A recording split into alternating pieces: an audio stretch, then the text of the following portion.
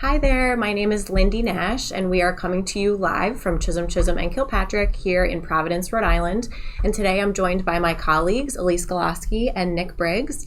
And the topic today for our Facebook Live is 100% VA disability ratings and all of the different ways that we can get there. So we do have a lot to touch on, but if you have any questions, feel free to leave your question in the comment box here, and we'll do our best to address it. But like I said, we are touching on a lot, so if we don't get to your question, feel free to go to our website, cck-law.com. There are a ton of great resources there, including the disability calculator, blogs, a lot of great resources for you. So with that, I think we should jump in and get started. So Nick, who assigns disability ratings and how do they do it? Sure. So typically VA disability ratings are assigned by either rating officers or decision review or higher level review officers at the regional office level. And then board members themselves will also issue ratings if your case is before the board. Okay, great. And so what do they use specifically to rate each individual disability? They use what's called the VA schedule for rating disabilities. Under that schedule, each disability is assigned a specific diagnostic code, and then disabilities are rated in increments of 10%. Okay, great.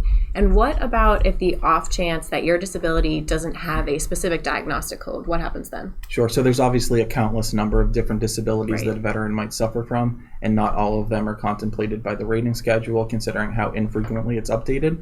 So what VA will do is they'll do it by analogy, meaning they'll look for a condition that causes similar symptoms and similar levels of impairment, and then assign a rating based off of that other condition. Okay, interesting.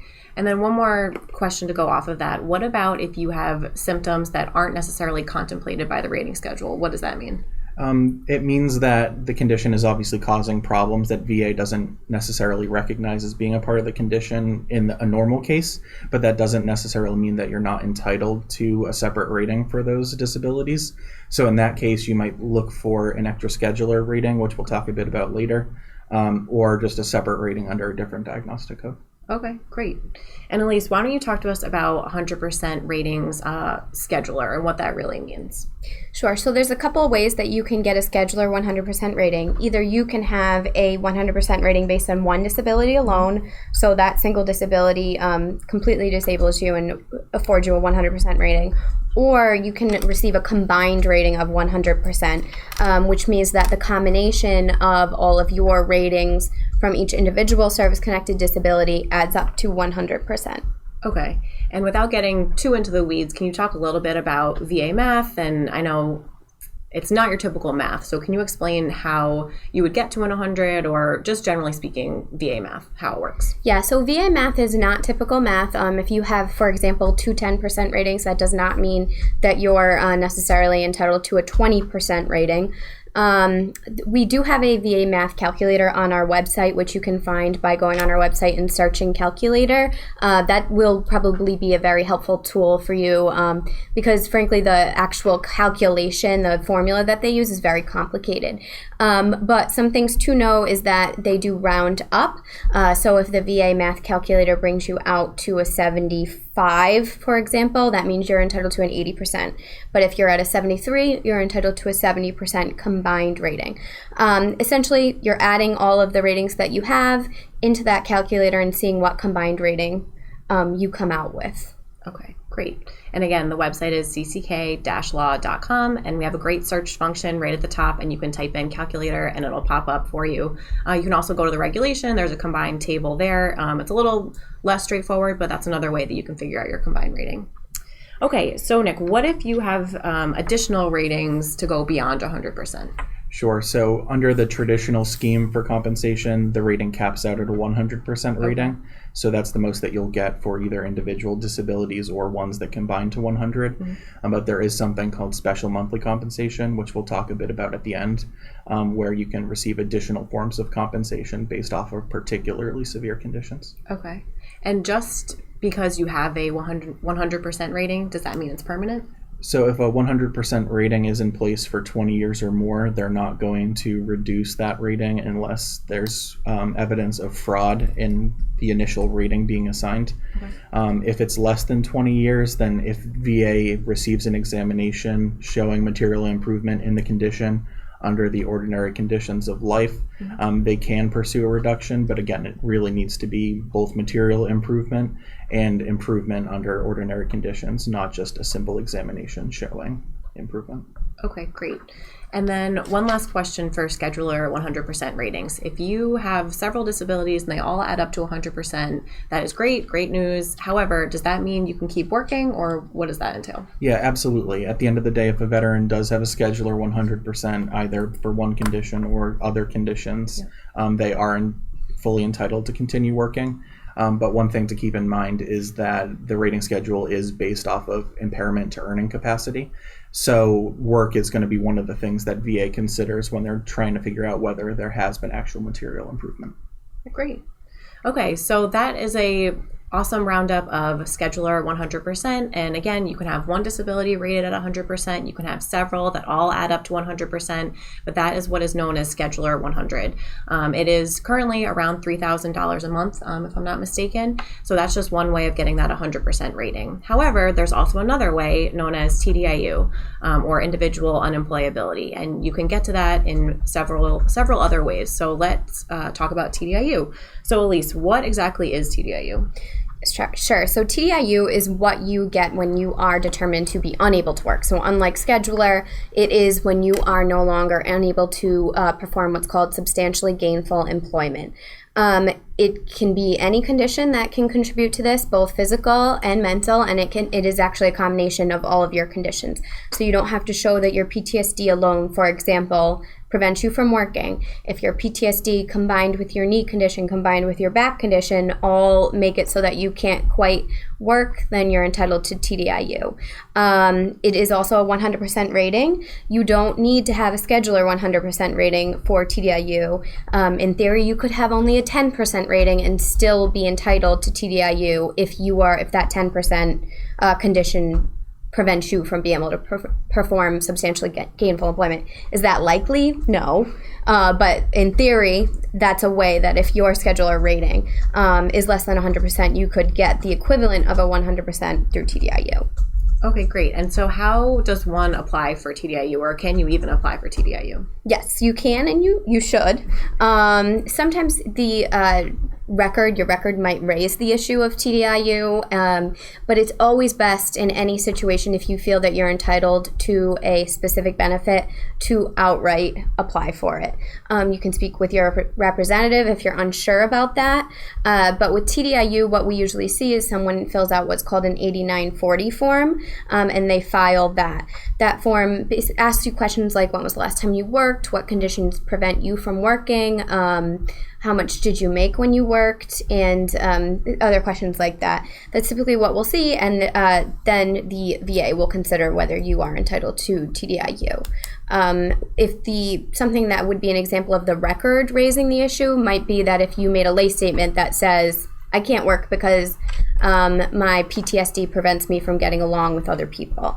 That would raise the issue, but is there a guarantee that the VA or the rating office would consider it? No. That's why it's always best to go ahead, make an explicit claim yourself.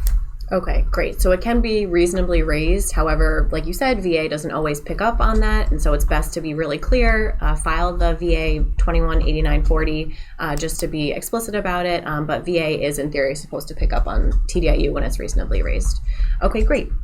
So you can find the regulation for TDIU at 38 CFR 4.16 A and B. But let's get into the requirements for TDIU. So I know we've already touched on, typically it's awarded when your service-connected conditions do not allow you to work. However, there are certain schedular requirements that we hear about all the time. So Nick, could you explain what those schedular requirements are? Sure. There's two main ways to fall under the schedular requirements: either one condition that's rated 60% disabling or more, or multiple conditions with a combined rating of 70%, where at least one of the conditions is rated at 40% or more.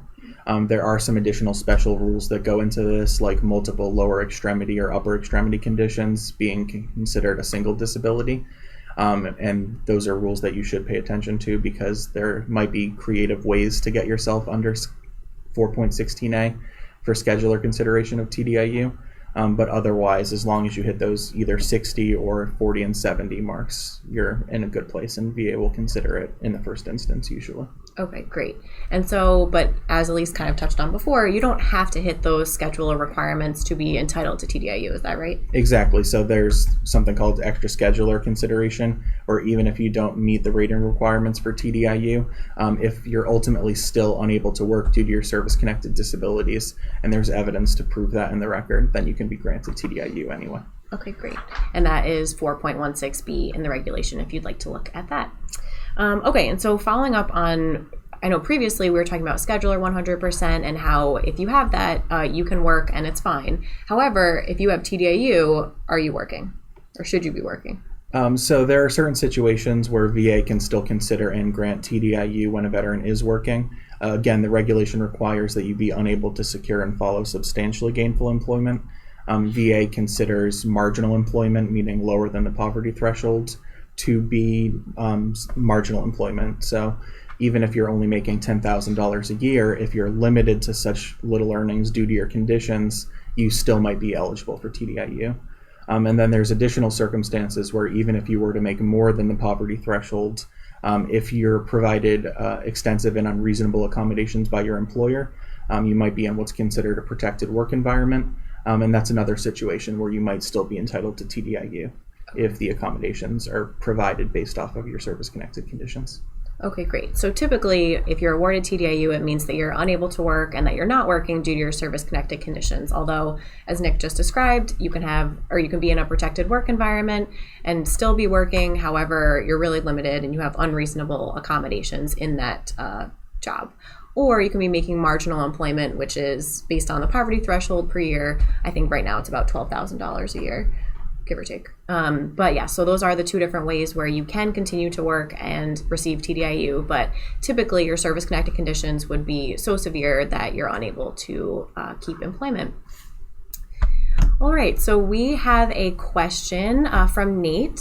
So Nate would like to know, if you're 100% TDIU, can you request 100% permanent and total? This is actually a great question because I was just about to go into that. So can TDIU be permanent? Is that ever permanent? Yeah, so they can reach a finding of permanent and total disability in a case where a veteran has TDIU. Sometimes they'll reach that finding on their own. But if they don't find it permanent and total, it's also something the veteran can specifically apply for, which we'll touch on a bit later. Great. Awesome. So great question, Nate. Thank you. Were you going to say something, Lisa? No. Okay. Okay, so moving on from TDIU, we're going to talk about permanent and total ratings. So Elise, what is a permanent and total rating? So permanent and total rating is essentially exactly what it sounds like. It means that you are, or VA has determined that you are both permanently and totally disabled. It is a classification that means you no longer have to go to exams, and that you're not subject to those reductions if they see an improvement in your exams. They've determined it's permanent, you're not going to get better, so you no longer have to worry about going to those exams.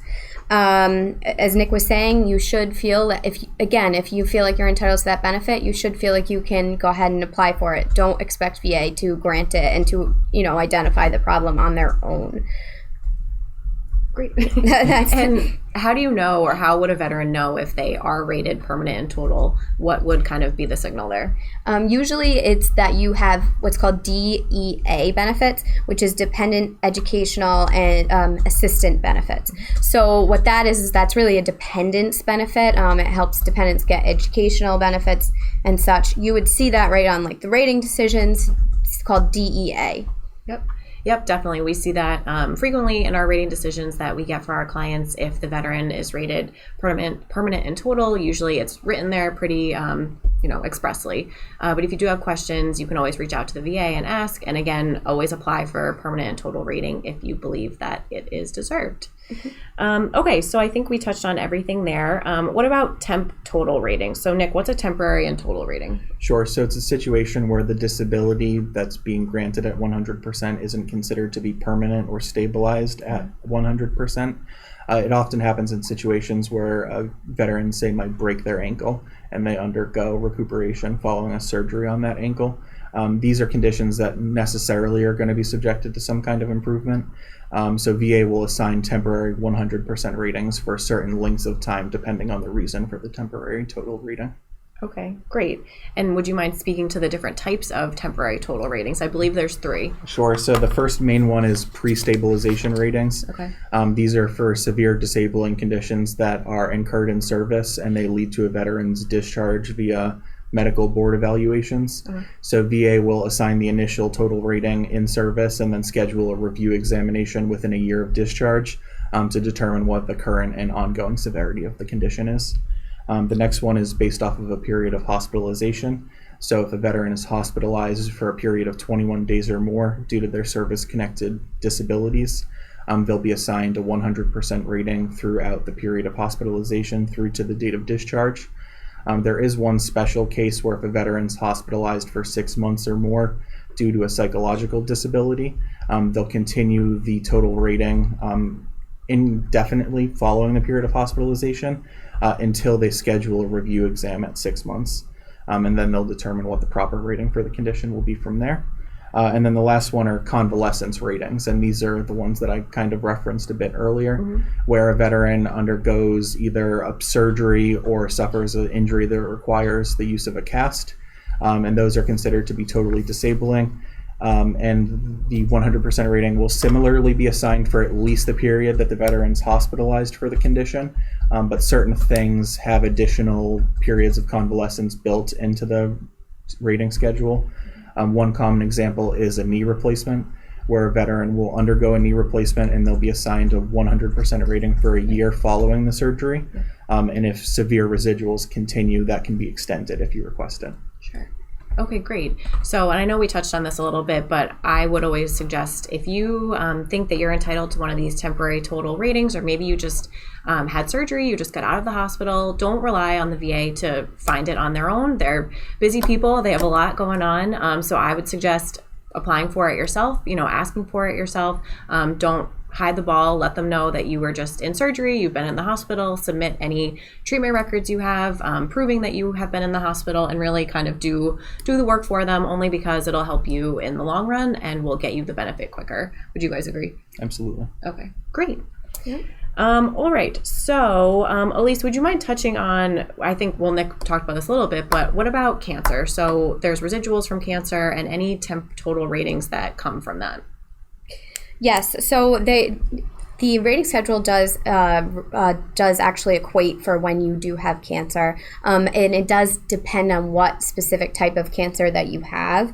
But just generally, when you are first diagnosed and you do have an active form of cancer, you will receive a temporary 100%. After you are deemed to be in remission, then you will be reevaluated based on whatever residuals you do have from that cancer. So if trying to think of some examples, but maybe you had bone cancer and you had a part of your leg amputated, then you would be compensated for the fact that you still no longer have a leg, even though you're technically in remission. Another common example is prostate cancer. So veterans will be assigned a 100% rating for that while the cancer is active. And then once VA starts rating the condition based off of the residuals, they'll rate the veteran based off of urinary dysfunction, erectile dysfunction, and similar symptoms. And the ratings that VA assigns following the temp total period for residuals, those can be appealed if you feel like the condition is more severe. So that's always something to keep in mind once VA does reduce that rating down from 100%. Great. Okay, so let's move on to our last section here. So we've been talking this whole time about 100% ratings, Schedular, and then TDIU. We talked about permanent and total ratings, and also temporary total ratings. So that kind of brings us to this last section for what if you have certain conditions that are so severe that they warrant above a 100% rating. And I know we kind of spoke about this earlier, but 100% is actually the maximum percentage rating that you can get. So it doesn't get higher than that per se. However, there are something called special monthly compensation, otherwise known as SMC. And again, that's awarded for when you have really severe disabilities that kind of bring you above and beyond the rating criteria or the rating schedule.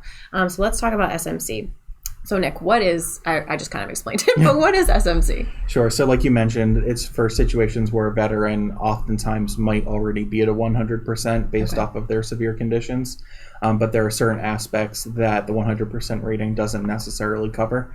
So some of the more common types of SMC are aid in attendance, meaning the veteran requires the regular aid in attendance of another person to do things like using the bathroom, getting dressed, bathing. Oftentimes a veteran might suffer from lower extremity disabilities that prevent them from being able to walk on their own, needing to use a walker or a wheelchair. VA can grant special monthly compensation based off of that loss of use. There are also certain ancillary benefits like special home adaptations, things like that can be granted in those specific situations. And then ultimately there are even higher levels of SMC for certain situations where a veteran might need aid in attendance due to two separate conditions, which could result in an even higher level of compensation. So. Yeah, and SMC can get pretty complicated. It's very detailed. So we actually have a great Facebook Live that we've already done on special monthly compensation. So definitely check that out for more specific details there. You can go to our YouTube page or here on Facebook in our past videos. Also check out our website. Again, we have a great blog and awesome resources about SMC. And so Nick, just to round out our discussion there, should you apply specifically for SMC? Sure. So it's another one of those situations where, in theory, VA is supposed to reasonably raise and adjudicate these issues when they have evidence of, loss of use or the need for assistance from another person. But they don't always do that. So it's always good for a veteran to specifically apply for these benefits because they're entitled to apply for it, and VA needs to adjudicate the issue if the evidence is there. Great. All right, so we have gone through all the different ways of getting 100% ratings for VA disability benefits. Again, it was a schedular rating, TDIU, permanent and total ratings, temporary total ratings, and SMC, otherwise known as special monthly compensation. So to kind of end our Facebook Live here, Nick and Elise, do you have any final thoughts for the viewers? Anything that they should take away from this conversation?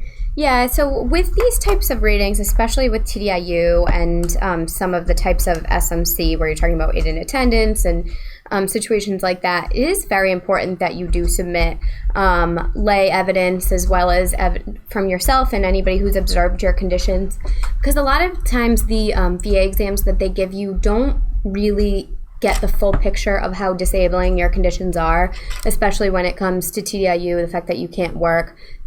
There might be a sentence or two in there about that, but if you can provide a detailed a detailed statement about it, or your loved one can, or even a former employer can, that can be very powerful pieces of evidence. Great. Yeah, and we touched a bit on this earlier, but VA rates conditions based off of the schedule for rating disabilities. There are certain diagnostic codes, but not all conditions are covered. Certain diagnostic codes list specific symptoms, but not all symptoms are covered. And VA tends to treat the rating schedule as this monolithic thing that they need to apply and only apply. So it's important that if you're experiencing symptoms and limitations that aren't covered by the rating schedule, to make sure that you still point them out, because at the end of the day, if they're due to the service-connected disability, VA still needs to consider them and rate them. Great. Okay, well, I think that brings us to the end of our Facebook Live. Thank you so much for joining us. Again, I'm Lindy Nash from Chisholm, and Kilpatrick.